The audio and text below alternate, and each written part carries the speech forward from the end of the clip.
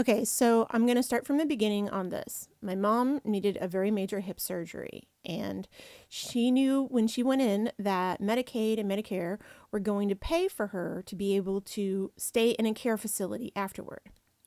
2 days after she had her surgery, while she was still in the hospital, a group called Ascend, and they are a mental health group, evaluated her before placing her in the facility. According to their evaluation, she was mentally unstable. And because of that, the facility didn't have to keep her more than 30 days. Now, I'll get back to this. She goes to the facility. She's there the first night with no pain meds. Her doctor hadn't transferred it over. They took her on a Friday night. Everything was hectic and crazy. The very first night was very bad for her. I'm sure she lost her shit because she didn't have pain meds. She had a major, major surgery. Okay. So she had all these problems because she asked for ice packs that were in a book that she was given that said follow these rules in the book, and that facility didn't have that book, and so they were refusing to give her ice packs until she finally called her doctor and she got the ice packs. The first or second day she was there, she did go outside and she tried to smoke. She didn't know that she wasn't allowed to smoke outside the building. She got in trouble. They called me threatening to kick her out that day. Again, this is only a couple of days into this.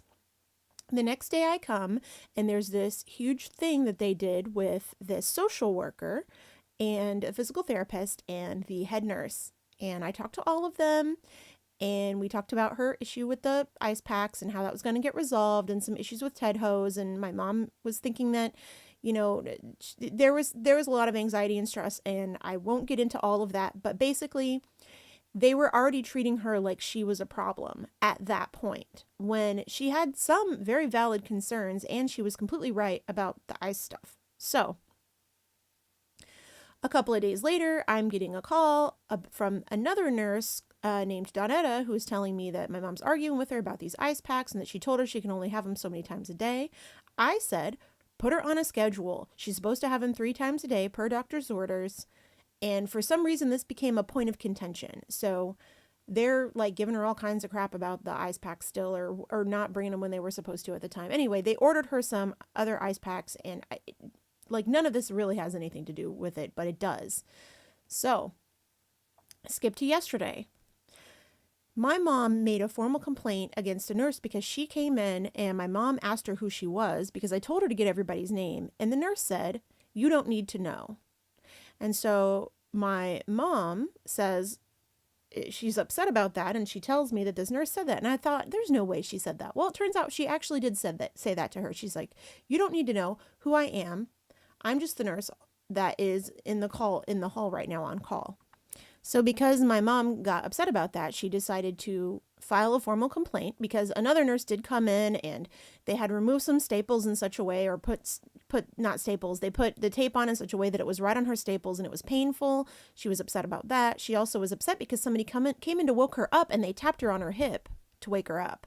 And she was in a bunch of pain. They gave her medication, and then they ended up doing it again, pressing on her. When they put her ice packs on her, they pressed on them and patted on them. Now, they may not have done that on purpose and they weren't trying to hurt her, but she added that stuff into her formal complaint. So, the day after her formal complaint, they come to her and they tell her, they have this person come in and talk to her. She thinks it's her therapist, who she has not seen yet. They had told her that they were going to make a therapist available to her and a psychologist available to her.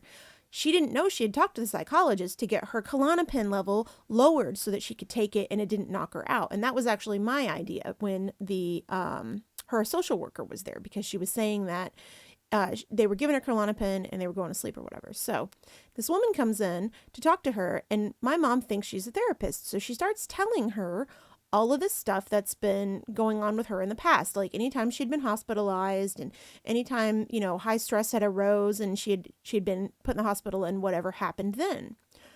My mom thinks this lady's her therapist. She's not her therapist. She's a lady from Ascend who is there to assess her mental health. My mom had 15 minutes with this woman before she had to go and she had to do her physical therapy. So she goes to physical therapy. She comes back. She's handed a paper that says you're going to be out in a few days. So they're telling her she's going to be out in 10 days from now because they don't have to keep her there for the full 60 days because she's mentally unstable. Now, That assessment was supposedly made on March 22nd.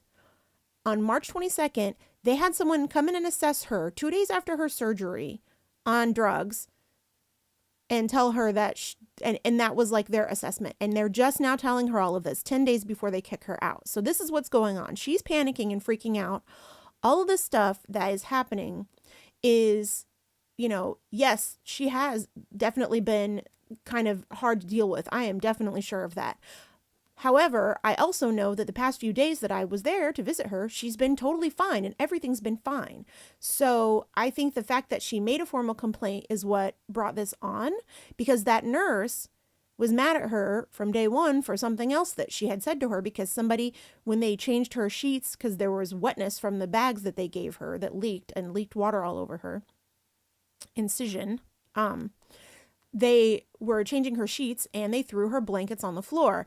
And I'm sure that that probably happened. But because my mom said something and she made a deal of it, and I mean her personal blankets, not like the whatever blankets, I think that lady was mad at her ever since then, because my mom, who was still whacked out, like not having any medication or anything like that, she was like, well, I'll make it so that you can't work in this town again or whatever, basically saying I'll have your job. And the lady, I think, had it out for her since then, because I talked to her and she told me that my mom told her that. And I went to my mom and told her that. She doesn't remember saying that at all. But again, that was when she didn't have any medication. So they're about to boot her out is basically what's happening. And she calls me all panicked, and there's nothing I can do about it at this moment, but I decided that I would call my psychiatrist to see if there was anything that I could do. So she's also panicked because of the situation with her house. They're telling her that, well, if they kick her out in 10 days, she can still go home and she can do home physical therapy. The entire reason that she is in a nursing home is because they have said, she can't do her work at home. She is a hoarder. She does have stuff everywhere.